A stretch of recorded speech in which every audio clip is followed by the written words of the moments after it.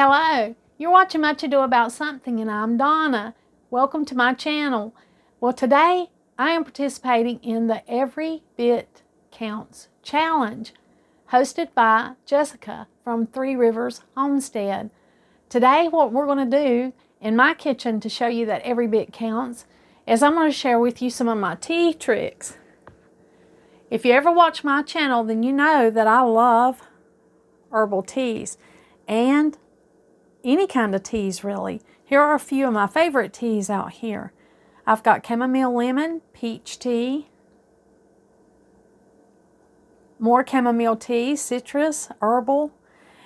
And the thing about this is that it's so easy. And today, Every Little Bit Counts challenge, what I'm going to show you is how I really make my own teas.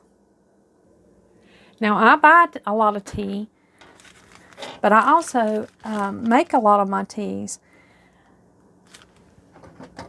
I have a diffuser here and a little diffuser that you put into 1 cup, and I'll show you how to use those here in a little bit. But one of the ways I make my tea is like this. This is white clover that I went out and got and harvested out of the yard. I also like to harvest red clover.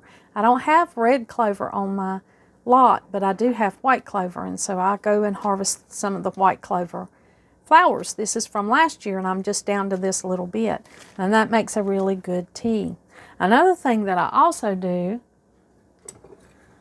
is I save the peelings. I like to take the cookie baking rats that I have that I usually cool cookies on, and when I peel any kind of citrus fruit, if that's a lemon or an mandarin orange or any tangerine, any kind of citrus fruit, I save that. I save those peelings and I put them on a drying rack. I do have a dehydrator, but I don't always like to use a dehydrator. It seems like sometimes my things dry with more color, and they just look better if I let them air dry, if I let them naturally dehydrate. So I take any peelings, like this is a peach, and so I would take this peeling and I would put it on this drying rack.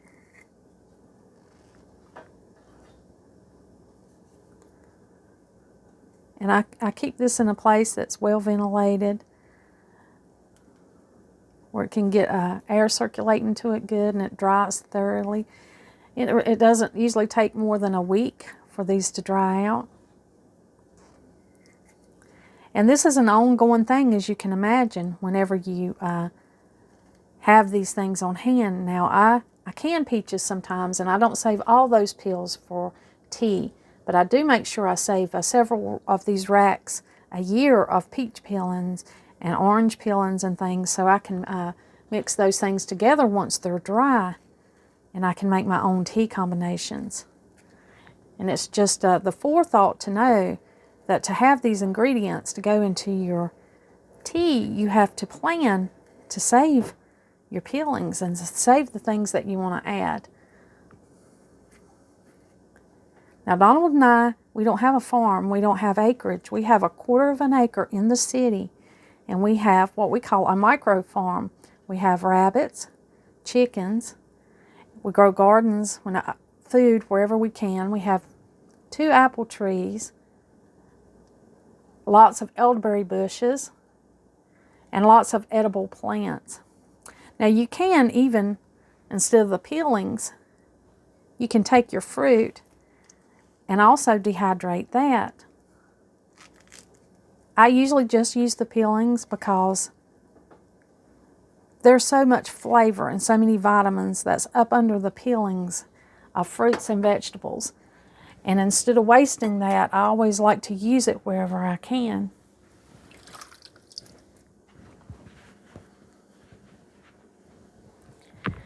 For this chamomile tea here, you know, if you buy chamomile tea like this, you know, if you have other tea drinkers, if you know other tea drinkers, they're going to buy you teas for birthdays, Mother's Days, you know, any events. So I get a lot of good teas for gifts. This is a tea that I got for a gift. This is chamomile tea. Well, what is in this chamomile? The ingredients, it says,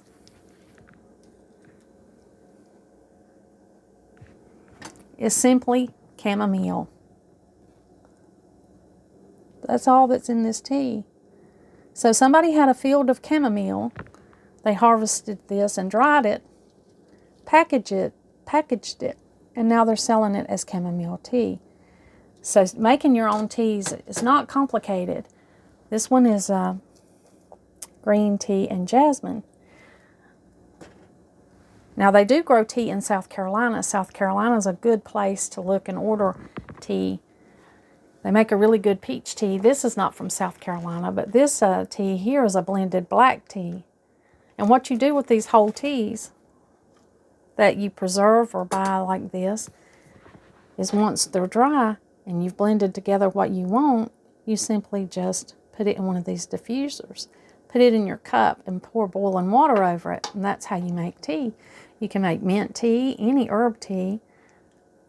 Like these peelings here, I've recycled this citrus tea container, and when I get these peelings from this mandarin orange dried, I'll cut them up in small pieces and I'll add them to that tea canister.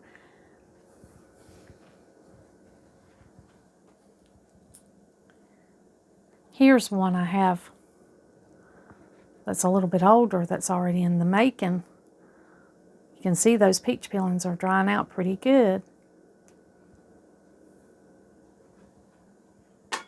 But once they're dry, I'll package them up in recycled containers or some bags. You know, I might even use a plastic bag.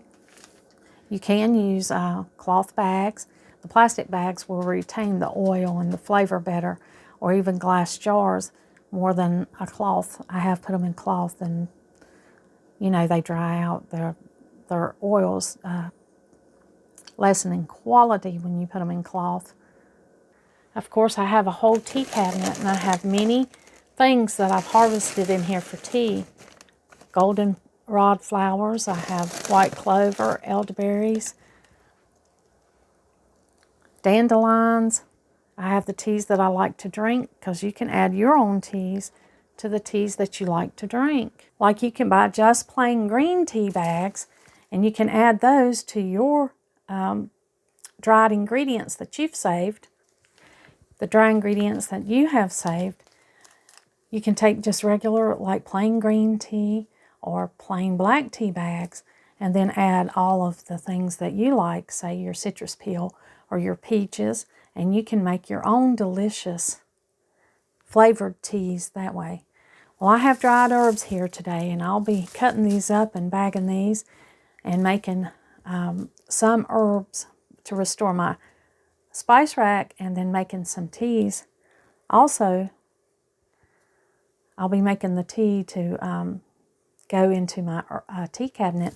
Like I have this passion flower, that makes a really good tea. There's some mullein in here, some sage and echinacea. Tea can be so comforting and it can be delicious. Well, thank you for joining me today on day 2 of the Every Bit Counts Challenge. I hope you have a really good day, and like always, until next time.